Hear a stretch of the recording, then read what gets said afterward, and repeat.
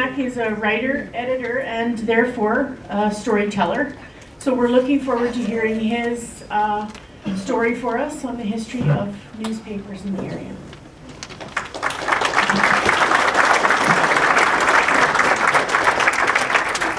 I left my water. Oh, I have one sitting here.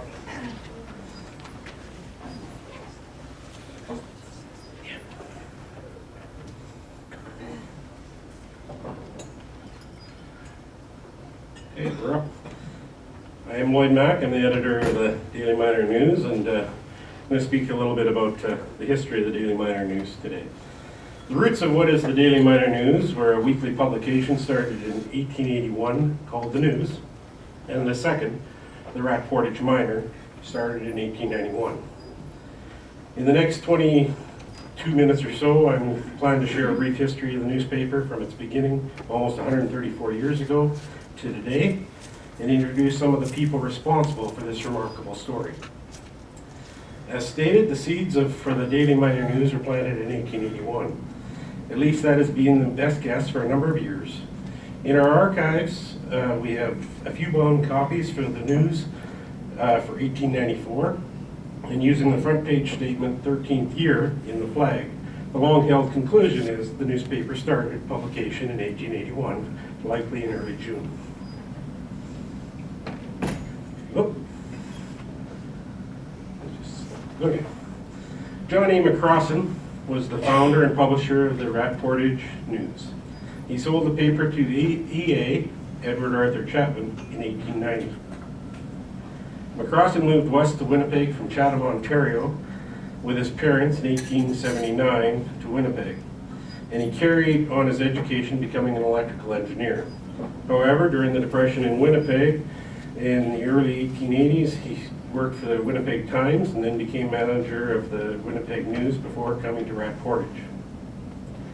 Of note, in 1892, after having sold the News, McCrossan organized the Citizens Electric Light and Telephone Company, in Rat Portage. He went west to Vancouver in about 1903 and was that city's electrician until his death in 1911. McCrossan's story is similar to many of the self-sufficient editors, publishers who were early pioneers across the country. The Lake of the Woods gold rush of the 1880s brought more than mining prospectors to Rat Portage, but some of the community's first entrepreneurs, including more than one newspaper publisher. Other Rat Portage papers printed for a period in the 1880s and 90s included the North Star, the Rat Portage Progress and Mining Journal, the Argus, and the Weekly Record.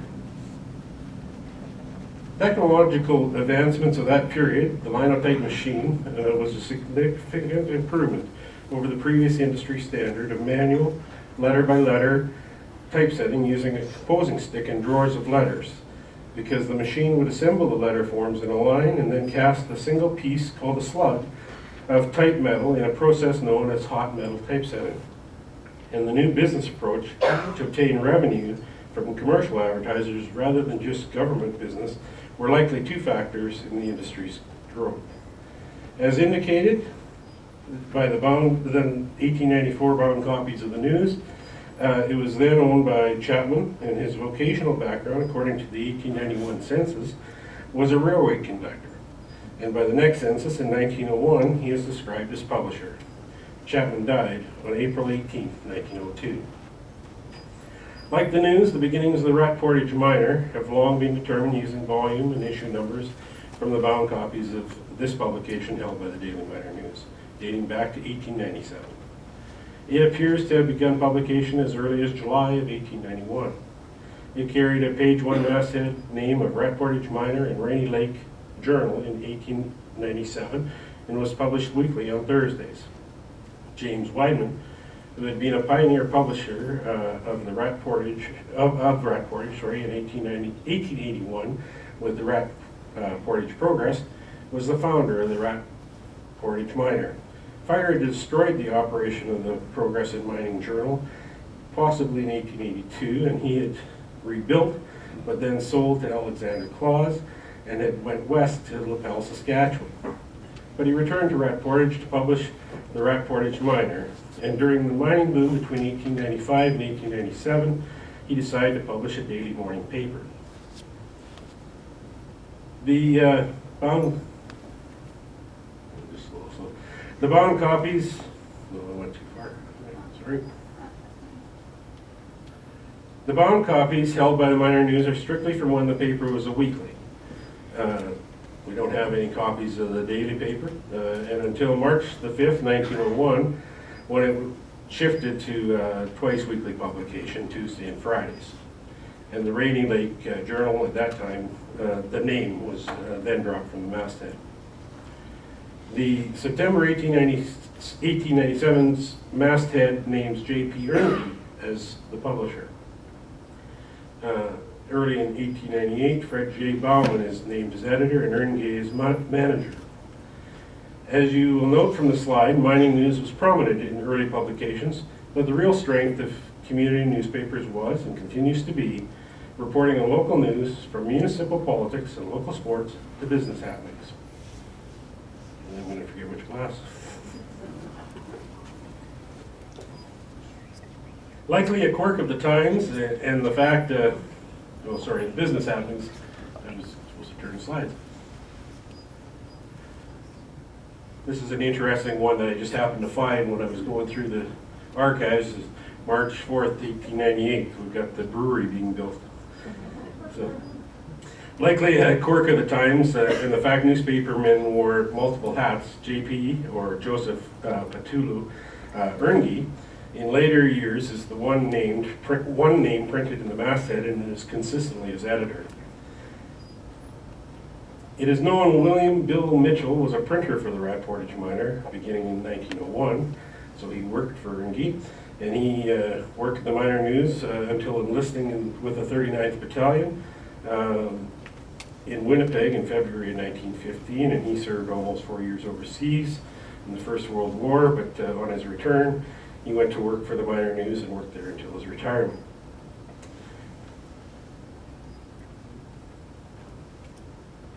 Ernke served as town of Kenora Mayor during the war years from 1915 to 1918, and eventually succeeded Labour MPP Peter Heenan as Kenora MPP for the re-elected Conservative government of George Howard Ferguson from December the 1st, 1926 to September the 17th, 1929.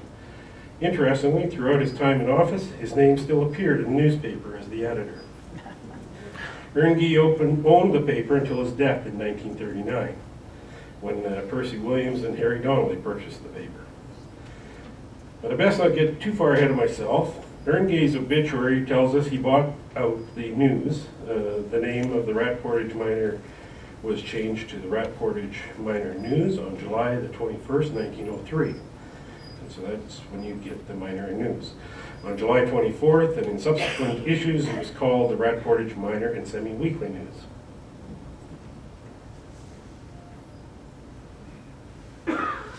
On March 16, 1906, the name of the paper was changed to the Kenora Miner and News, in line with the town itself being renamed around that time from Rat Portage to Kenora.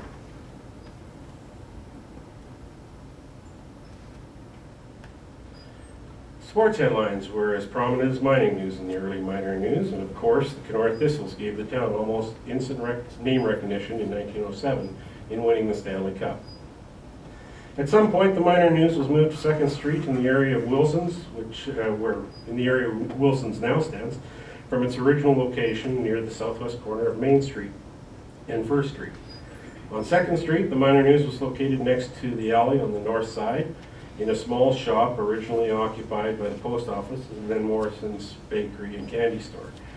There's three stores basically where Wilson's now stands at that time. That same year, I got ahead of myself. Of note, Weidman, who had founded the Rat Portage Miner and sold it, took over publishing the Keewatin Enterprise and shortly after the Kenora Examiner, sometime early in the 20th century, and he operated the newspapers until 1926 when health caused his retirement. That same year, Joseph Allen, or Al Sherritt, came to Kenora as editor of the Miner News, I assume due to Ernke's foray into provincial politics. Sherritt had been writing sports for the News Mirror in Toronto, but the First World War vet first came to Canada from Scotland after joining the Canadian Air Force. While at the Minor News, he re-enlisted in the Air Force during the Second World War and helping to set up new training centers and heading the Canadian Air Mission to New Zealand. Tom Johnson of Keewatin, who had worked part-time in the editorial department, moved into Sherritt's role for 15 months until joining the Army's PR branch. And Stuart King, who had first came to Kenora in 1933 as the Winnipeg Free Press circulation agent, was asked by Johnson to help set up a carrier delivery service in Kenora and Keewatin, and King's part-time association with the paper ended when Johnson joined up. Leslie H. Wilson became editor, as listed in the masthead when Johnson enlisted.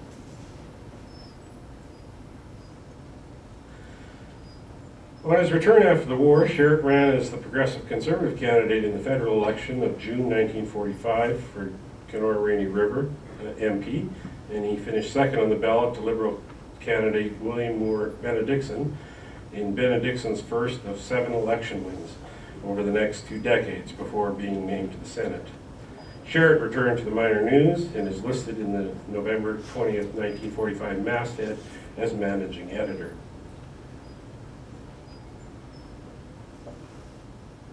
In 1949, the Minor News operations were moved to 336 2nd Street South, where Ross M. Johnson Surveying Limited is now located next to the Copperford Credit Union. The building adjoined the Daily Reminder, which was next to the theater, which Herb Hawk of Fort Francis had started after moving to Kenora in 1934. So you had 2 competing newspapers side by side. The linotype machine was the industry standard for newspapers, magazines, and posters from the late 19th century to the 1960s and 70s, when it was largely replaced by offset lithography, printing, and computer typesetting. But Hawk's Reminder was one of the first papers to use that offset method, or believed to be one of the first, if not the first. In December 1942, King purchased the Daily Reminder and worked hard as owner, publisher, editor, salesman, and circulation chief. He ran the paper until 1947, when, due to poor health, he sold the Daily Reminder to Clarence Dusang. Dusang had been involved with the Daily Reminder before the war and returned to it following the war. King returned to the newspaper business himself in November 1951, when he and 8 others, including Sherritt, who was the editor, took a 3-month option to purchase the Kenora Minor News, from Williams and Donnelly. In February 1952, the Kenora Minor News switched to 6-day publication to compete with the Reminder, which had always been published 6 days a week. The Minor News purchased the Canadian Press News Service to supplement the news, and an Intertype typesetting machine to help build capacity in producing a 6-day-a-week publication.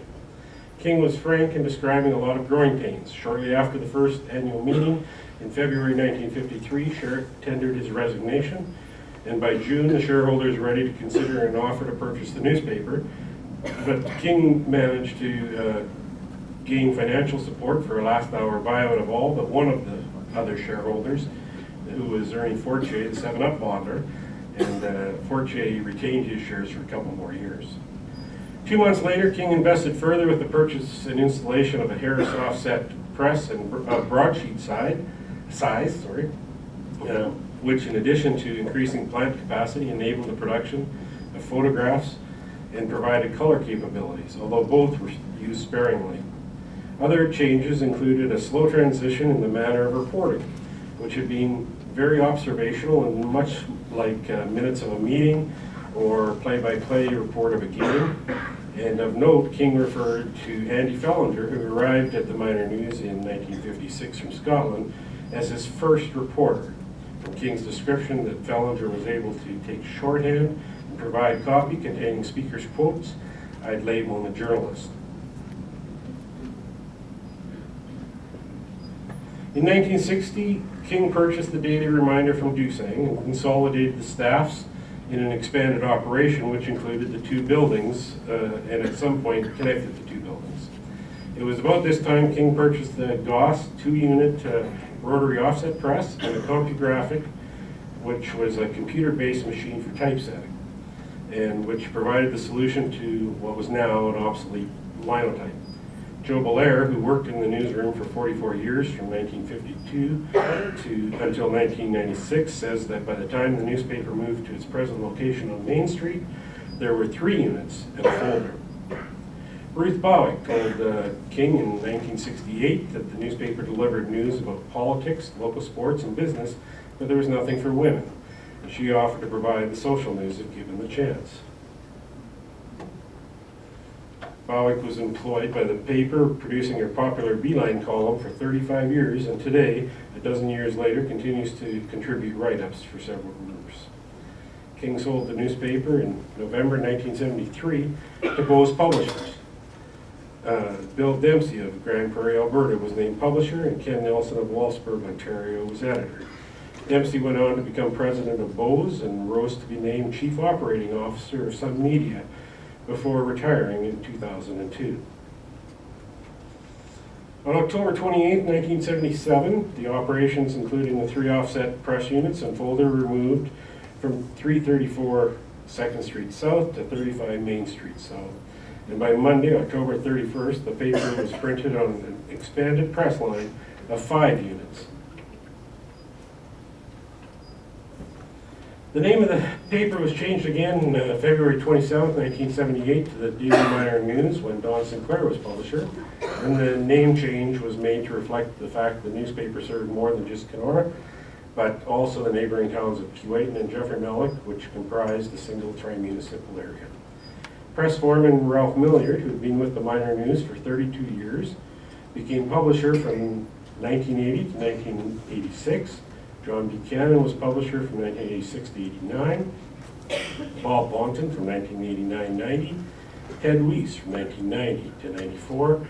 Before Mitch Wolfe, who had started as an advertising salesman at the Daily Miner News, returned to Kenora in July 1994. Wolfe served as publisher until November 2013. Today, group publisher Daria Zmiewski from Winnipeg is the current publisher for the Daily Miner News. In 1996, the paper's first website was launched, and after several years of 5-day-a-week publication, the Daily Miner News began publishing the Saturday Miner News in November of that year.